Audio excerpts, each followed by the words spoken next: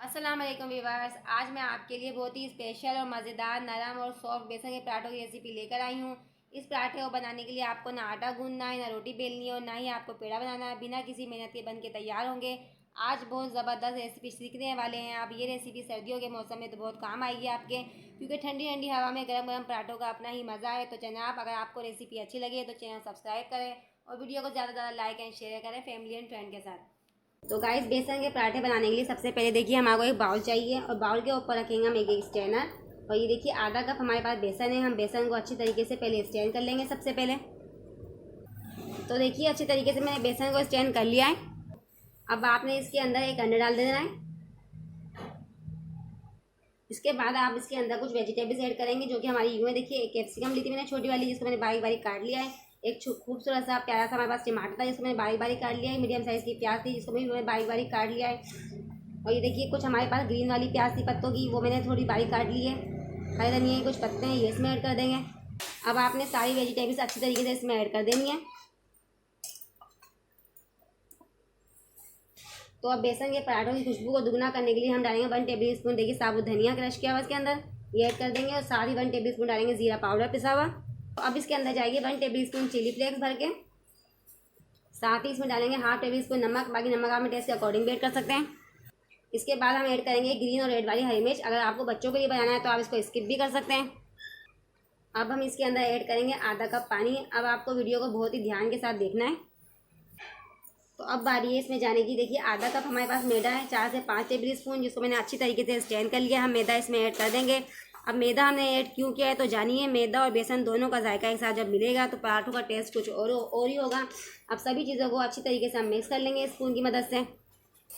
अब हम इसे बहुत ही अच्छी तरीके के साथ मिक्स करेंगे। आप देख सकते हैं थोड़ा सा गाढ़ा गाढ़ा लग रहा है, ठीक लग रहा है हमारे को। 3 से 4 टेबल स्पून हम पानी इसमें और ऐड कर देंगे ताकि बैटर हमारा बिल्कुल परफेक्ट तैयार हो।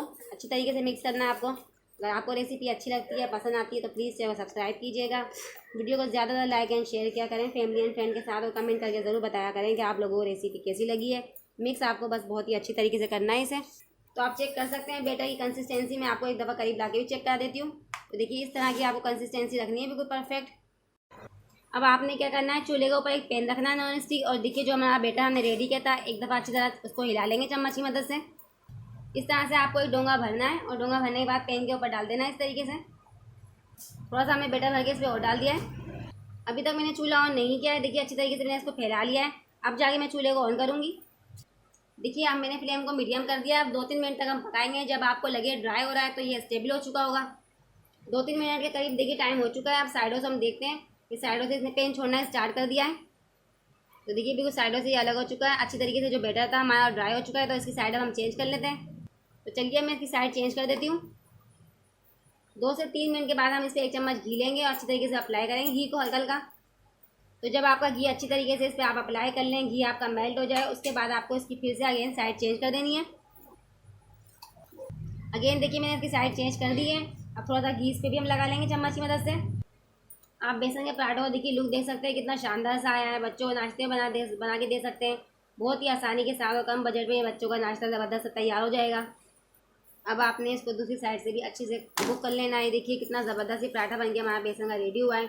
बहुत ही अमेजिंग लग रहा है पराठा, आप देख सकते हैं फटाफट बन के तैयार होगा। ना ही आपको मैदा गूंदने की झंझट है, ना आटा गूंदने की झंझट है, ना बेलने की आपको परेशानी है। बस आपको बैटर रेडी करना है, इस तरह से आपको बना लेना है। देखिए लो फ्लेम पे हम इसको 4 से 5 मिनट तक अच्छे से पकाएंगे। तो लीजिए बेसन का ज़बरदस्त पराठा बन के फाइनली हमारा तैयार हो चुका है। इसके साथ मैंने बनाई है टमाटर की चटनी। अगर आपको उसकी रेसिपी चाहिए तो आप कमेंट बॉक्स में जाके मुझसे फरमाइश कर सकते हैं। एक खूबसूरत सी हम प्लेट लेंगे। देखिए मैं आपको करीब ला के भी दिखाती हूँ। उस प्लेट में हम सर्व करते हैं इसे। तो देखिए कितना अमेजिंग और कितना शानदार ही पराठा बन के हमारा तैयार हुआ है। इसी तरीके से मैं बाकी पराठे भी तैयार करूँगी।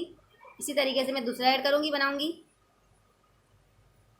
तो चलिए इसी तरीके से मैं सारे एक साथ बना के आपको एक साथ ही इकट्ठे दिखाती हूँ। तो बेसन के गर्मा गर्म पराठे बन के फाइनली हमारे तैयार हो चुके हैं। तो जैसा कि मैंने आपको बताया हम इसको चटनी के साथ सर्व करेंगे। अगर आपको इसकी रेसिपी चाहिए तो आप कमेंट सेक्शन में जाकर मुझसे मालूम कर सकते हैं। तो चलिए मैं आपको एक पराठा बना के भी दिखाती हूँ। बच्चों को आप इस तरह से सर्व कर सकते हैं, बहुत ही मज़े ही लगेंगे बच्चों को पराठे।